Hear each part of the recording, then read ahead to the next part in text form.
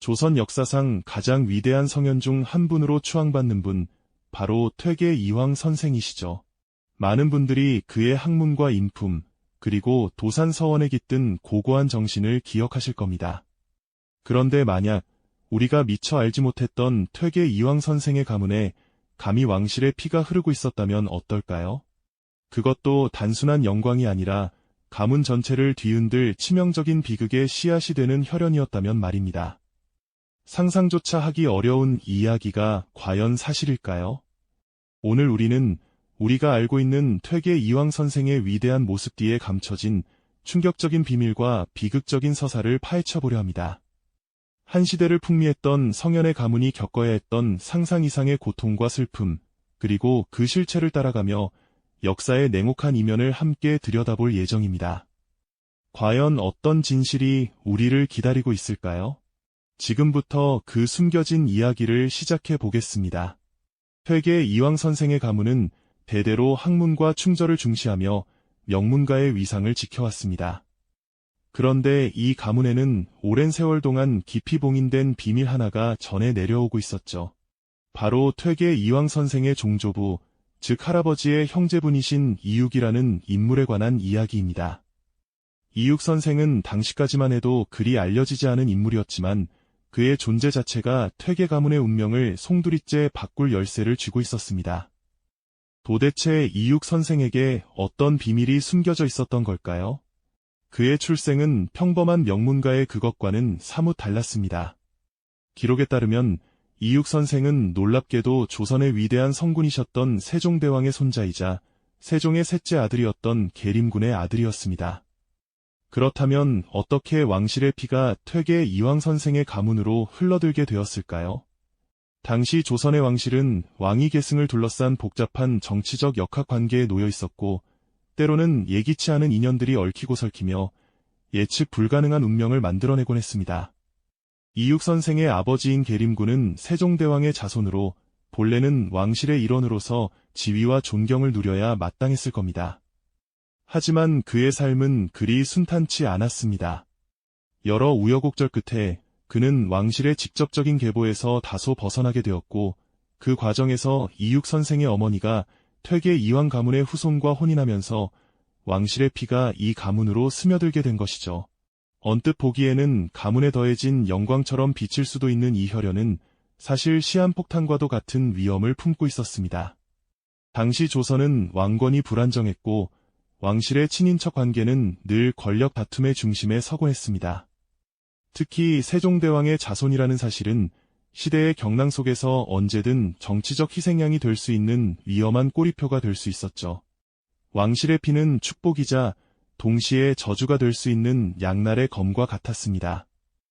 이육 선생에게 흐르던 왕실의 혈통은 언젠가 거대한 폭풍을 몰고 올 잠재적인 위협으로 작용하고 있었던 겁니다. 이러한 배경 속에서 퇴계 이황 가문은 알게 모르게 깊은 고민과 불안을 안고 살았을 것입니다. 왕실과의 혈연 관계가 드러나는 순간 그들이 겪어야 할 파장은 과연 어떤 모습이었을까요? 명예로운 가문이 감당하기에는 너무나도 가혹한 운명이 아니었을까 싶습니다. 이육 선생의 존재와 그의 혈통이 가져올 비극의 그림자는 서서히 그러나 분명하게 퇴계 가문을 향해 드리워지고 있었던 것이죠. 우리는 이제 그 그림자가 어떻게 가문을 덮치게 되는지 그 비극적인 전개를 따라가 볼 차례입니다. 우리가 앞서 이야기했던 퇴계 이황 가문의 드리워진 불안의 그림자는 결국 어떤 실체에서 비롯된 것이었을까요? 그토록 위험하게 느껴지던 이육 선생의 혈통, 그 비밀의 실타래를 풀어보면 참으로 놀라운 사실이 드러납니다. 이육 선생은 다름 아닌 단종 임금의 숙부였던 금성대군의 핏줄을 이어받은 분이셨죠. 그것도 금성대군께서 첩을 통해 얻으신 아들이셨다고 합니다. 상상해 보십시오. 조선 최고의 성현 가문에 왕실의 피가 그것도 역사의 소용돌이 한가운데 있었던 왕족의 피가 흐르고 있었다니 말입니다. 당시 조선의 정치 상황은 그야말로 살얼음판을 걷는 듯 위태로웠습니다. 세종대왕의 손자이자 어린 나이에 왕위에 올랐던 단종 임금은 숙부인 수양대군에게 왕위를 빼앗기고 비극적인 최후를 맞이했죠. 이른바 계유정난 이후 세조가 즉위하면서 단종 복위 운동을 꾀했던 수많은 충신들이 피바람 속에서 목숨을 잃었습니다. 단종을 다시 왕위에 앉히려 했던 세력들은 역적으로 몰려 처참하게 숙청되었고 그 여파는 왕실에 가까운 친인척들에게까지 미쳤습니다. 특히 단종의 복위를 가장 강력하게 지지했던 인물 중 한 명이 바로 이육 선생의 친부인 금성대 군이셨죠. 금성대 군은 단순히 단종의 숙부이자 왕족이라는 지위를 넘어 직접적으로 단종 복위 운동의 중심에 서서 거병을 시도했던 인물이었습니다. 결국 그는 역모에 연루되어 비극적인 최후를 맞이하고 말았고요. 그렇다면 생각해 보십시오. 금성대군의 핏줄을 이어받은 아들이 살아있다는 사실은 당시 세조의 입장에서는 결코 용납될 수 없는 잠재적인 위협 그 자체였을 겁니다. 언제든 왕실의 정통성을 흔들고 다시 역모의 불씨를 지필 수 있는 위험한 존재로 비춰질 수 있었으니까요. 이러한 시대적 배경 속에서 이육 선생의 존재는 퇴계 이황 가문 전체에 드리워진 거대한 그림자이자 언제 터질지 모르는 시한폭탄과도 같았습니다. 가문으로서는 이육 선생을 보호해야 한다는 도의적 책임감과 동시에 그의 존재가 가문을 송두리째 흔들 수 있다는 극심한 불안감에 휩싸였을 겁니다. 명문가로서의 명성과 가문의 안녕 사이에서 얼마나 큰 딜레마를 겪었을까요? 아마 그 어떤 가혹한 시련보다도 무거운 짐이었을 것입니다. 특히 어린 이육 선생의 마음은 어떠했을까요? 자신의 출생에 얽힌 비밀, 그리고 자신이 지닌 피가 이토록 위험한 것이라는 사실을 어렴풋이 알게 되었을 때 그는 얼마나 큰 정체성 혼란과 고뇌를 겪었을까요? 자신이 누구인지, 어디에 속해야 하는지, 그리고 앞으로 어떤 운명을 맞이하게 될지 알 수 없는 불안감 속에서 성장했을 겁니다. 왕실의 피라는 것은 그에게 축복이 아닌 벗어날 수 없는 거대한 족쇄처럼 느껴지지 않았을까 싶습니다. 퇴계 이황 선생과 가문 사람들은 이육 선생을 품에 안고 살아가면서 매 순간 가슴 졸이며 조심스러웠을 겁니다. 혹여나 이육 선생의 혈통이 세상에 알려져 가문 전체가 풍비박산나지는 않을까 하는 불안감은 그들의 일상을 지배했을 테고요. 왕실의 피를 이었다는 이유만으로 한 개인의 삶은 물론이요, 조선 최고의 성현 가문까지도 이처럼 거대한 위협과 압박감에 시달려야 했습니다. 그 시대의 냉혹함이 얼마나 무서운 것이었는지 이육 선생의 사연을 통해 우리는 다시금 깨닫게 됩니다. 과연 이토록 위태로운 운명을 짊어진 이육 선생과 퇴계 가문은 다가오는 비극을 피할 수 있었을까요? 안타깝게도 그들의 간절한 바람은 거대한 시대의 폭풍 앞에서 너무나도 무력했습니다. 피할 수 없는 운명의 수레바퀴는 결국 어린 이육 선생과 퇴계 가문을 비극의 절정으로 밀어넣고 말았죠. 세조가 왕위에 오른 후 왕자를 되찾으려는 단종 복위 세력의 움직임은 마치 꺼지지 않는 불씨처럼 곳곳에서 타올랐습니다. 금성대군과 사육신, 생육신 등 충신들의 숭고한 저항은 역사의 한 페이지를 장식했지만 동시에 세조 정권에게는 뼈아픈 위협이었고 그만큼 역모에 대한 처벌은 상상을 초월할 정도로 가혹했죠. 눈에 보이는 모든 의심의 싹은 가차없이 잘려나갔고 특히 왕실과 조금이라도 핏줄이 닿아있는 이들에게는 죽음의 그림자가 더욱 짙게 드리워졌습니다. 이런 살벌한 숙청의 피바람 속에서 이육 선생은 결국 단종 복위 운동의 연루자로 지목되는 절망적인 운명을 맞이하게 됩니다. 그가 정말로 거사에 깊이 관여했는지는 오늘날까지도 명확하게 밝혀지지 않은 여전히 논란의 여지가 많은 역사적 미스터리로 남아있죠. 하지만 한 가지 확실한 사실은 그가 금성대군의 아들이라는 왕실의 피를 지니고 있었다는 점입니다. 이 피는 그에게 더 이상 영광스러운 상징이 아니었습니다. 오히려 벗어날 수 없는 거대한 족쇄이자 언제 터질지 모르는 시한폭탄과도 같았을 겁니다. 시대의 칼날은 결국 이 피를 향해 날카롭게 겨눠졌고 그것이 바로 이육 선생을 비극으로 이끈 치명적인 이유가 되었을 겁니다. 차가운 포졸들에게 압송되어 낯선 감옥에 갇히고 엄숙하고도 불공정한 재판대에 서야 했던 20살 남짓의 이육 선생의 심정은 어떠했을까요? 아마도 억울함과 절망감, 그리고 자신이 짊어진 운명의 무게가 뒤섞여 그의 젊은 영혼을 짓눌렀을 겁니다. 그는 어쩌면 자신의 존재 자체가 죄가 되어버린 이 냉혹한 현실 앞에서 그저 무력하게 모든 것을 받아들일 수밖에 없었을지도 모릅니다. 결국 그는 사약을 받는 비극적인 최후를 맞이하고 맙니다. 채 피워보지도 못한 꿈과 희망을 뒤로한 채 그렇게 역사의 뒤안길로 쓸쓸히 사라져버린 것이죠.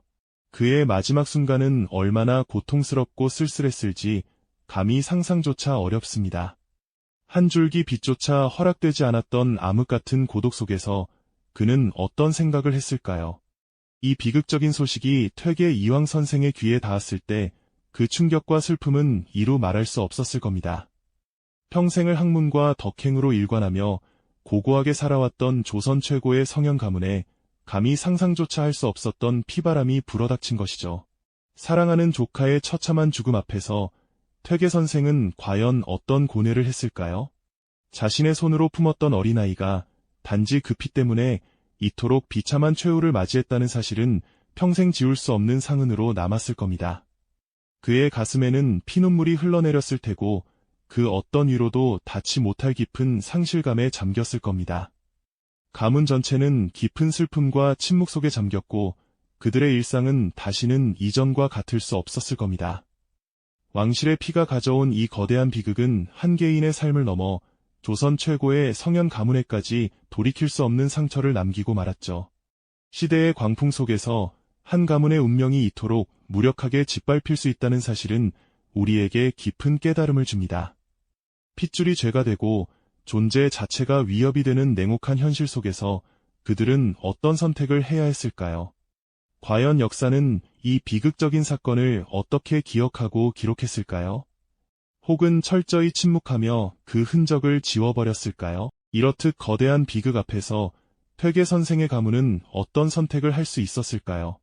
사랑하는 이의 죽음이 시대의 폭력으로 인한 것이었음에도 그 사실을 온전히 세상에 드러내는 것은 또 다른 위험을 초래할 수 있었겠죠. 어쩌면 그들의 침묵은 남겨진 후손들을 지키기 위한 처절한 몸부림이었을지도 모릅니다.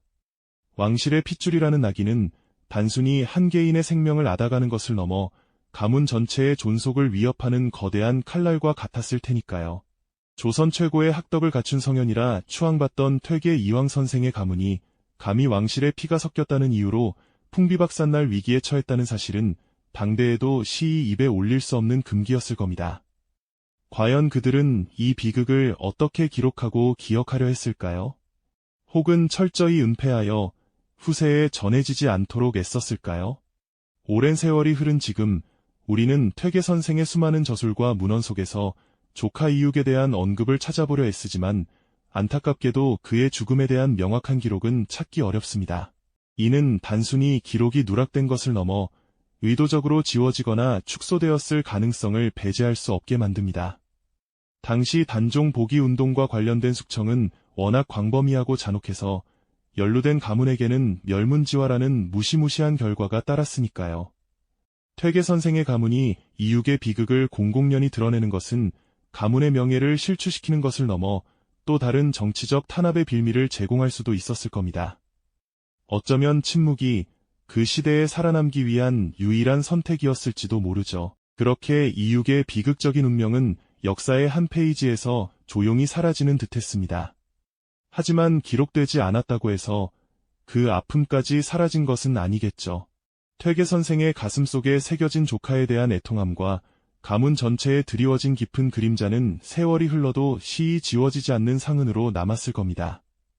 고요한 도산서원의 풍경 속에서도 때로는 바람결에 실려오는 쓸쓸한 이야기가 들리는 듯한 느낌을 받게 되는 건 어쩌면 비극의 여운이 아직도 남아있기 때문일까요?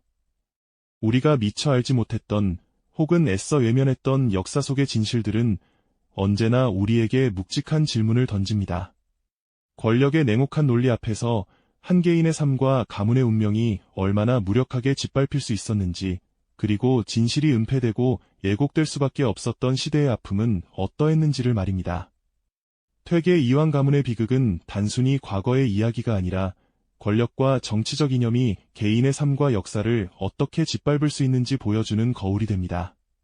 잊혀진 역사 속에서도 인간의 존엄성과 진실을 지키려 했던 이들의 노력을 기억하는 것이 왜 중요한지 오늘 우리는 다시 한번 성찰하게 됩니다. 고요한 안동의 퇴계 종택이나 도산서원의 풍경 위로 오랜 세월 속에 잊혀진 이름들의 쓸쓸한 존재감을 느끼며 역사의 그림자 속에 가려진 수많은 이야기들을 되새겨보는 건 어떨까요? 진실은 때로 침묵 속에 더 깊이 숨어 있을 수도 있다는 것을요. 이 영상이 도움이 되셨다면 좋아요와 구독 부탁드립니다. 여러분의 응원이 제게 큰 힘이 됩니다. 다음 영상에서도 더 유용한 정보를 공유하겠습니다. 감사합니다.